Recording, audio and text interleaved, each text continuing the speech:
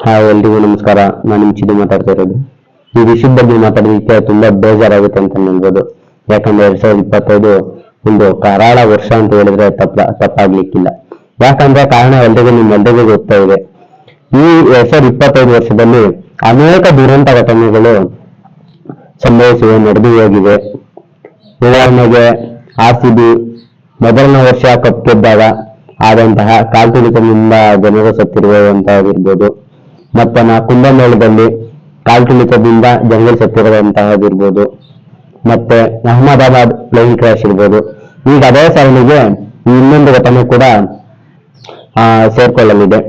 ಅದು ಯಾವ್ದಪ್ಪ ಅಂದ್ರೆ ತಮ್ಮೆಲ್ರಿಗೂ ಗೊತ್ತಿದೆ, ಹಾಸನ ಜಿಲ್ಲೆಯ ಹೊಳೆನರಸೀಪುರ ತಾಲೂಕಿನ ಹೊಸಳ್ಳಿ ಎಂಬ ಗ್ರಾಮದಲ್ಲಿ ಗಣೇಶ ವಿಸರ್ಜನೆ ವೇಳೆ ಟ್ರಕ್ಕೊಂದು ಹೊರಗೆ ಬಂದು 9 ಜನ ದಾರುಣವಾಗಿ ಮೃತಪಟ್ಟಿದ್ದಾರೆ. ತುಂಬಾ ಬೇಜಾರಾಗುತ್ತೆ ಈ ವಿಷಯವನ್ನು ಹೇಳೋದಕ್ಕೆ.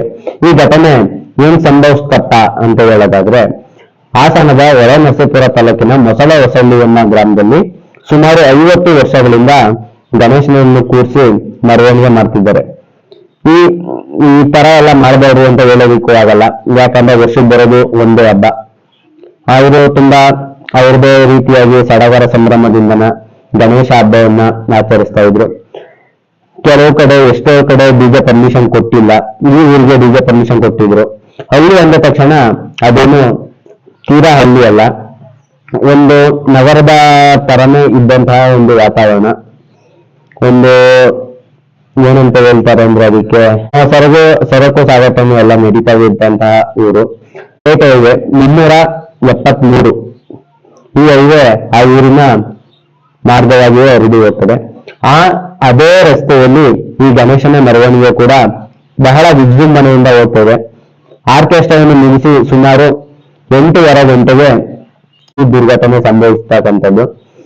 ಈ ಘಟನೆ ಹೆಂಗಾಯ್ತಪ್ಪ ಅಂತ ಅಂದ್ರೆ, ಗಣೇಶ ಹೋಗ್ತಾ ಇದೆ, ಹಿಂದೆ ಡಿಜೆ ಪ್ಲೇ ಮಾಡ್ತಾ ಇದ್ದಾರೆ, ಸೆಂಟರ್ ಮೇಲೆಲ್ಲ ಜನ ಡ್ಯಾನ್ಸ್ ಮಾಡ್ತಾ ಇದ್ದಾರೆ, ಅದರಿಂದ ಗಣೇಶ ಇದೆ. ಸುಮಾರು ಡಿಜೆಗೂ ಗಣೇಶಗೂ ಸುಮಾರು 100 ಮೀಟರ್ ಡಿಸ್ಟೆನ್ಸ್ ಇರ್ಬೋದು. ಆ ವೇಳೆಯಲ್ಲಿ ಒಬ್ಬ ಬೈಕ್ ಸವಾರ ಹೋಗ್ತಾ ಇರ್ತಾನೆ, ತುಂಬಾ ನಿಧಾನಗತಿಯಲ್ಲಿ ಚಲಿಸ್ತಾ ಇರ್ತಾನೆ. ಆ ವ್ಯಕ್ತಿ ಫೋನಲ್ಲಿ ಮಾತಾಡ್ಕೊಂಡೇ ಹೋಗ್ತಿದ್ನೋ ಅಥವಾ ಗಣೇಶ ನೋಡ್ಕೊಂಡೇ ಹೋಗ್ತಿದ್ನೋ ಗೊತ್ತಿಲ್ಲ ಸ್ಪಷ್ಟವಾಗಿ. ಅದೇ ವೇಳೆ ಒಂದು ಕ್ಯಾಂಟರ್ ಗಾಡಿ ತುಂಬಾ ವೇಗವಾಗಿ ಬಂದು ಬೈಕ್ ಸವಾರನನ್ನ ಡಿಕ್ಕಿ ಹೊಡೆದಿರುವಂತ ಸಂದರ್ಭದಲ್ಲಿ ಬೈಕ್ ಸವಾರ ಹೋಗಿ ಸಾಕಷ್ಟು ದೂರ ಬಿದ್ದಿರ್ತಾನೆ. ಅದೇ ಸಂದರ್ಭದಲ್ಲಿ ಈ ಟ್ರಕ್ ಚಾಲಕ ಏನಿದ್ದ ಅವನು ರೈಟ್ ಸೈಡ್ಗೆ ತನ್ನ ಸ್ಟೇರಿಂಗ್ ಅನ್ನು ಎಲ್ದಿರೋದ್ರಿಂದ ಡಿವೈಡರ್ನ ಹತ್ತಿ ಹೋಗಿ ಅಲ್ಲಿ ಡ್ಯಾನ್ಸ್ ಮಾಡ್ತಿದ್ದಂತ ಜನಗಳ ಮೇಲೆ ಏಕಾಏಕಿಯಾಗಿ ಹಾರಿದೆ. ಸ್ಥಳದಲ್ಲೇ 4 ಜನ ಮೃತಪಟ್ಟಿದ್ದಾರೆ ಅಂತ ಹೇಳ್ತಿದ್ದಾರೆ. ಹಾಗೆ ನಗರದ ಆಸ್ಪತ್ರೆಗೆ ಸೇರಿಸಿದ್ದಾರೆ. ಸ್ವಲ್ಪ ಸಮಯದ ನಂತರ ಹೇಳ್ತಾರೆ ಮತ್ತೆ 4 ಜನ ಪ್ರಾಣವನ್ನು ಕಳ್ಕೊಂಡ್ರು ಅಂತ ಹೇಳಿ. ಮತ್ತೆ ಇನ್ನೊಂದು ಸ್ವಲ್ಪ ಬಿಟ್ಟು ಹೇಳ್ತಾರೆ ಇನ್ನೂ ಒಬ್ರು ಪ್ರಾಣ ಕಳ್ಕೊಂಡ್ರು ಅಂತ ಹೇಳಿ. ಸುಮಾರು 9 ಜನ ಅಲ್ಲಿಗೆ ಪ್ರಾಣ ಕಳ್ಕೊಂಡಾಗಿದೆ ಈ ದುರ್ಘಟನೆಯಿಂದ. 4ರಿಂದ ಸಾವಿನ ಸಂಖ್ಯೆ 8ಕ್ಕೆ ಇತ್ತು, 8ರಿಂದ 9ಕ್ಕೆ ಇತ್ತು. ಈ ಬೈಕ್ ಸವಾರ ಕೂಡ ಮೃತಪಟ್ಟಿದ್ದಾನೆ ಅಂತ ಹೇಳ್ತಾರೆ. ಹೆಚ್ಚು ಕಮ್ಮಿ ಸುಮಾರು 9ರಿಂದ 10 ಜನ ಈ ಸಂದರ್ಭದಲ್ಲಿ ಮೃತಪಟ್ಟಿದ್ದಾರೆ. ಸುಮಾರು 20ರಿಂದ 22 ಮಂದಿ ತೀವ್ರ ಗಾಯಾಳುಗಳಾಗಿದ್ದಾರೆ. ಅವರನ್ನು ನಗರದ ವಿವಿಧ ಕಡೆಯಲ್ಲಿ ಖಾಸಗಿ ಆಸ್ಪತ್ರೆಗಳಲ್ಲಿ, ಜಿಲ್ಲಾಸ್ಪತ್ರೆಯಲ್ಲಿ ಸೇರಿಸಿದ್ದಾರೆ.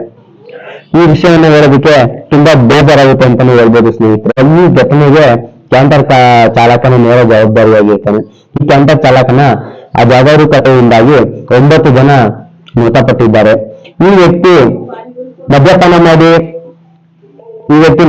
ಮಾಡಿ ವಾಹನ ಚಲಾಯಿಸ್ತಿದ್ನೋ ಅಥವಾ ತನ್ನ ಕ್ಲೀನರ್ ಹತ್ರ ಗಾಡಿ ಕೊಟ್ಟು ವಾಹನ ಚಲಾಯಿಸ್ತಿದ್ನೋ ಸ್ಪಷ್ಟವಾಗಿ ತಿಳಿದು ಬಂದಿಲ್ಲ. ಪೊಲೀಸರು ಈ ವೇಳೆ ವಿಚಾರಣೆ ನಡೆಸ್ತಾ ಇದ್ದಾರೆ. ವಿಚಾರಣೆ ಬಳಿಕ ತಿಳಿದು ಬರ್ತದೆ ಇದು ಏನಾಗಿದೆ ಅಂತ. ಆ ನಗರದಲ್ಲಿ ಒಂದು ಇಂಜಿನಿಯರಿಂಗ್ ಕಾಲೇಜ್ ಇತ್ತು ಅಂತ ಸ್ನೇಹಿತರೆ. ಆ ಇಂಜಿನಿಯರಿಂಗ್ ಕಾಲೇಜಲ್ಲಿ ಓದ್ತಿರ್ತಕ್ಕಂಥ ವಿದ್ಯಾರ್ಥಿಗಳು ಈ ಗಣೇಶನ ವಿಸರ್ಜನಾ ಸಂದರ್ಭದಲ್ಲಿ ಎಲ್ಲರೂ ಸಹ ಭಾಗಿಯಾಗಿದ್ರು. ಅವರು ಸಹ ಗಣೇಶನ ವಿಸರ್ಜನೆ ನೋಡ್ಕೊಂಡು ಆ ಡಿಜೆ ಹಾಡಿಗೆ ಡ್ಯಾನ್ಸ್ ಮಾಡ್ಕೊಂಡು ಬರ್ತಾ ಇದ್ರು. ಈ ಯಮಭೂತವಾದ ಟ್ರಕ್ ಎಲ್ಲಿಂದ ಬಂತ ಗೊತ್ತಿಲ್ಲ, ನೇರ ಆ ಕುಳಿತಿದ್ದಂತಹ ಯುವಕರುಗಳ ಮೇಲೆ ಹತ್ತಿ ಅವರ ಸಾವಿಗೆ ಕಾರಣವಾಗಿದೆ. ಸತ್ತಿರ್ತಕ್ಕಂಥವ್ರು ಎಲ್ಲರೂ ಚಿಕ್ಕ ವಯಸ್ಸಿನ ಯುವಕರಾಗಿದ್ರು, ಎಲ್ಲಾ ಕಾಲೇಜು ವಿದ್ಯಾರ್ಥಿಗಳೇ ಆಗಿದ್ರು. ಓರ್ವ ವ್ಯಕ್ತಿ ಮಾತ್ರ 55 ವರ್ಷದ ವ್ಯಕ್ತಿಯಾಗಿದ್ದಾನೆ ಅಂತ ತಿಳಿದು ಬಂದಿದೆ. ಈ ಮೃತರ ಕುಟುಂಬಕ್ಕೆ ನಮ್ಮ ಮಾನ್ಯ ಸಿದ್ದರಾಮಯ್ಯನವರ ಸರ್ಕಾರ ತಲಾ 5 ಲಕ್ಷ ರೂಪಾಯಿ ಘೋಷಣೆಯನ್ನು ಕೂಗಿದೆ. ಇದೇ ರೀತಿಯಾಗಿ ಮಾನ್ಯ ದೇಶದ ಪ್ರಧಾನಿಗಳಾದಂತಹ ನರೇಂದ್ರ ಮೋದಿ ಅವರು ಸಹ 2 ಲಕ್ಷ ರೂಪಾಯಿ ಪರಿಹಾರ ಧನವನ್ನು ಸಹ ಘೋಷಣೆ ಮಾಡಿದ್ದಾರೆ. ಹಾಗೆ ಗಾಯಾಳುಗಳಿಗೆ ತಲಾ 50,000 ಪರಿಹಾರ ಧನವನ್ನು ಸಹ ಘೋಷಣೆ ಮಾಡಿದ್ದಾರೆ ಅಂತ ಹೇಳ್ಬೋದು. ಕಂದಾಯ ಸಚಿವರು ಹಾಗೂ ಹಾಸನ ಜಿಲ್ಲಾ ಉಸ್ತುವಾರಿ ಸಚಿವರಾದಂತಹ ಕೃಷ್ಣ ಬೈರೇಗೌಡರವರು ಇಲ್ಲೇ ನಿಂತುಕೊಂಡು ಆ ಮೃತಪಟ್ಟಂತಹ ವ್ಯಕ್ತಿಗಳು ಏನಿದ್ರು ಎಲ್ಲರನ್ನೂ ಸಹ ತಡ ಮಾಡದೆ ರಾತ್ರಿಯೇ ಮರಣೋತ್ತರ ಪರೀಕ್ಷೆಯನ್ನು ನಡೆಸಿ ಮೃತರ ಕುಟುಂಬಗಳಿಗೆ ಅವರ ಮೃತದೇಹಗಳನ್ನು ಹಸ್ತಾಂತರಿಸಿದ್ದಾರೆ. ಈ ಘಟನೆಗೆ ಪೊಲೀಸರು ಸಹ ಒಂದು ಕಾರಣ ಅಂತ ಹೇಳ್ಬೋದು. ಆದ್ರೆ ಎಲ್ಲ ದೂರಣೆಯನ್ನು ಅವರ ಮೇಲೆ ಹಾಕಬೇಕಲ್ಲ. ಎಲ್ಲೋ ಸಾಸಿವೆ ಕಾಳ ಅಷ್ಟರಲ್ಲಿ ಪೊಲೀಸರು ಸಹ ಇದಕ್ಕೆ ಸೇರ್ಪಡೆಗೊಳ್ಳಬಹುದು ಅಂತ ನನ್ನ ವೈಯಕ್ತಿಕ ಅಭಿಪ್ರಾಯ. ಯಾಕಂತ ಅಂದ್ರೆ ಇದು ಒಂದು ಸ್ಟೇಟ್ ಹೈವೇ ಆಗಿರೋದ್ರಿಂದ ವಾಹನಗಳ ಓಡಾಟ ಸ್ವಲ್ಪ ಮಟ್ಟಿಗೆ ಜಾಸ್ತಿನೇ ಆಗಿರ್ತದೆ ಅಂತ ಹೇಳ್ಬೋದು. ಈ ಜಾಸ್ತಿ ಆಗಿರ್ತಕ್ಕಂಥ ವಾಹನಗಳ ಓಡಾಟದಲ್ಲಿ ಈ ಬ್ಯಾರಿಕೇಡ್ಗಳು ಏನಾಗ್ತಾರೆ, ಬ್ಯಾರಿಕೇಡ್ಗಳನ್ನ ಜಿಗ್ಜಾಗ್ ಟೈಪ್ ಅಲ್ಲಿ ಏನಾದ್ರು ಅಳವಡಿಸಿದ್ರೆ ವಾಹನಗಳು ಸ್ವಲ್ಪ ನಿಧಾನಗತಿಯಲ್ಲಿ ಚಲಿಸುವಲ್ಲಿ ಸುಲಭವಾಗ್ತಿತ್ತು. ಆ ರೀತಿ ಯಾವುದೇ ರೀತಿಯಾಗಿ ಹಾಕಿಲ್ಲ ಅಂತನ ಊರಿನ ಜನಗಳೇ ಹೇಳ್ತಿದ್ದಾರೆ, ಪ್ರತ್ಯಕ್ಷದರ್ಶಿಗಳು ಹೇಳ್ತಾರೆ. ನಾವು ಅಷ್ಟೊಂದು ಹೇಳಿದ್ರು ಇವರು ಎಷ್ಟೋ ಕೇರ್ ಮಾಡಿಲ್ಲ, ಮುತುವರ್ಜಿ ವಹಿಸಿಲ್ಲ ಅಂತ ಹೇಳ್ತಾರೆ. ಯಾಕಂದ್ರೆ ಈ ತರ ದುರ್ಘಟನೆ ನಡೆಯುತ್ತೆ ಅಂತನ ಯಾರು ಇನ್ನೂ ಕೂಡ ಮಾಡಿರಲ್ಲ. ಸುಮಾರು 50 ವರ್ಷದಿಂದ ಗಣೇಶನ ಇಟ್ಕೊಂಡು ಬಂದಿರ್ತಾರೆ. ಯಾವ ವರ್ಷನೂ ಸಹ ಈ ರೀತಿಯಾದಂತಹ ದುರ್ಘಟನೆ ನಡೆದಿರಲ್ಲ. ಈ ವರ್ಷ ಇನ್ನೇನು ಸರಾಗವಾಗಿ ಆಗುತ್ತೆ ಅಂತನ ಅವರನ್ನು ಭಾವಿಸಿರ್ತಾರೆ. ಯಾವ್ದಾರು ಕನ್ಸಿದ್ದಿರುತ್ತೆ ಸ್ನೇಹಿತರೆ ಈ ರೀತಿಯ ದುರ್ಘಟನೆ ನಡೆಯುತ್ತೆ ಅಂತೇಳಿ. ಅದಕ್ಕೆ ಯಾರನ್ನು ನೇರ ಹೊಣೆ ಮಾಡೋದಕ್ಕಾಗಲ್ಲ. ಇಲ್ಲಿ ನೇರ ಹೊಣೆ ಮಾಡತಕ್ಕಂಥದ್ದು ಯಾರು ಅಂತಾರೆ, ಟ್ರಕ್ ಡ್ರೈವರ್ ಒಬ್ಬನ್ ಮಾತ್ರ ನೇರ ಹೊಣೆ ಮಾಡಬಹುದು. ಮತ್ತೆ ಏನೋ ಒಂದು ಗಾದೆ ಹೇಳ್ತಿಯಲ್ಲ, ಸಾವು ಸಮೀಪಿಸಿದ್ರೆ ಇದು ಸೂಸೈಡ್, ಆಕ್ಸಿಡೆಂಟ್ ಎಲ್ಲ ನೆಪ ಮಾತ್ರ ಅಂತ, ಆ ರೀತಿ ಆಗಿದೆ ಅಷ್ಟೇನ.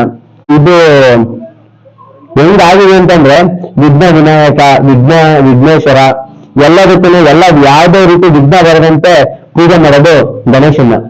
ಆ ಗಣೇಶ ಸಂದರ್ಭದಲ್ಲೇನ ಈ ರೀತಿ ಆಗಿದೆ ಅಂದ್ರೆ ಏನ್ ಹೇಳ್ಬೋದು ಗೊತ್ತಾಗ್ತಿಲ್ಲ. ನನ್ನ ಮದ್ದೂರಲ್ಲಿ ಸಮೇತ ಇದೇ ರೀತಿಯಾದಂತಹ ಘಟನೆ ನಡೀತು. ರಾಮ್ ರಹೀಂ ನಗರದಲ್ಲಿ ಕಲ್ಲು ತೂರಾಟ ಆಯ್ತು. ಆ ಘಟನೆ ಮಾಸುವ ಹಿಂದೆಲೆ ಮತ್ತೆ ಹಾಸನದಲ್ಲಿ ಈ ರೀತಿಯಾಗಿದೆ.